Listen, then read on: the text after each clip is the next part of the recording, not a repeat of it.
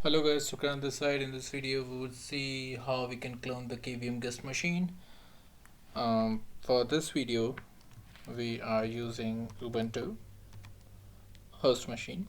Okay, so we have the Ubuntu 16.04.3 LTS. Okay, and for cloning we are going to use SRV7. Basically this is a CentOS 7 machine. Okay, so let's log in once on this machine. So we log in on that, so we can see this is a CentOS 7. Okay, so it is always better to power off the machine before you clone it, so we are doing it. Okay, so once the machine is powered off, we could start work on that.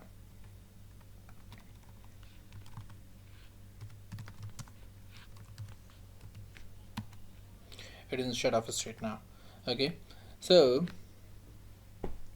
as we saw that we are using Ubuntu, we are going to use CentOS 7. SRV7 is the KVM guest name, so we are going to use the VIT clone command with this, and the VIT clone command is installed with the VIT install package. Okay, so let's see through which package this command comes. So VIT install, VIT inst is the package name, and let us start the cloning. Before cloning, I think it is always better to see the help. Okay, so this is some description about the command. These are some options. If I summarize all these options, there are two type of cloning. One is the auto cloning, this auto method, and the another one is customize, where you can able to provide the name, file path, networking, and other things.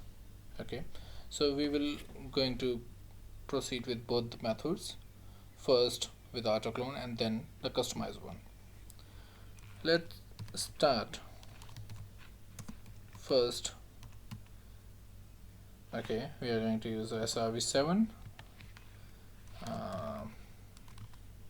dump plk list SRV7.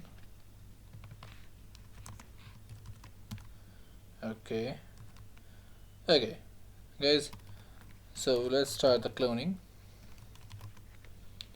-o SRV7 and auto clone. So -o is basically with the original, so the original file name or the original guest name, okay, that we want to clone, and the auto clone, this method will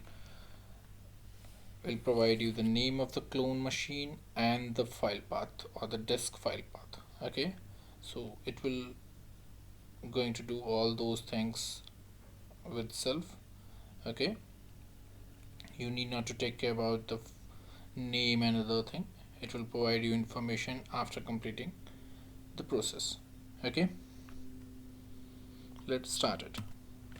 So it's allocating, and the file path is system-clone img. It is not providing the complete path name, but the path is the same directory where the parent one was existed. Okay, and the guest name is SRV7-clone. We can see this thing.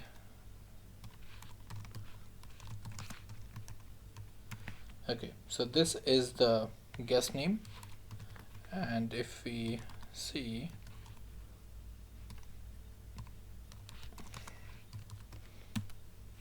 this is the, okay, so sorry, this was the parent guest machine disk, and this is the clone guest disk. Okay, so this is located on the same directory. I think this is never be a recommendation. We always have the separate directory for every guest machine, so there would be no pollution and there's no confusion which directory belongs to which VM. Okay, so let's start the another process, the another method in which we are able to provide the guest name and the file path. So for this we are going to make a directory, and the directory name you can use as per your recommendation or what exactly you want. Okay, I'm providing it okay, CentOS 7 hyphen clone hyphen manual. Okay, so after this we need to run the same command with some other options. Autoclone is removed, hyphen n srv7 hyphen clone hyphen manual. Okay, and the path is data vm CentOS manual system.img. Please remind this, in -f you are not going to provide the directory name. Here you need to provide the file path, the file name, and the complete path of the file name. Okay, so with this, just press the enter over here. The system img is the file name. Okay,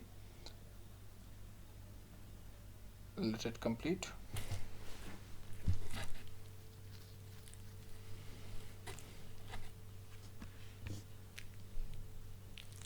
Yeah, the srv7 hyphen clone hyphen manual.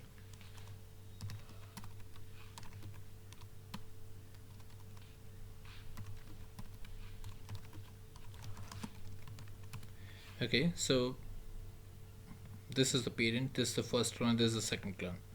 Okay, and about the directory,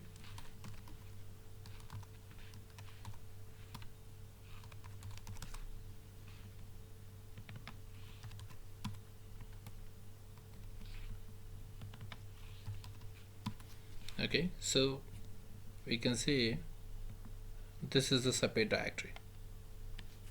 Okay, so it is always good to have the separate directory for every guest machine. Okay, so I think the second method is the best method that we should use to clone the KVM guest machines. Thanks for watching, and I hope this was informative for you.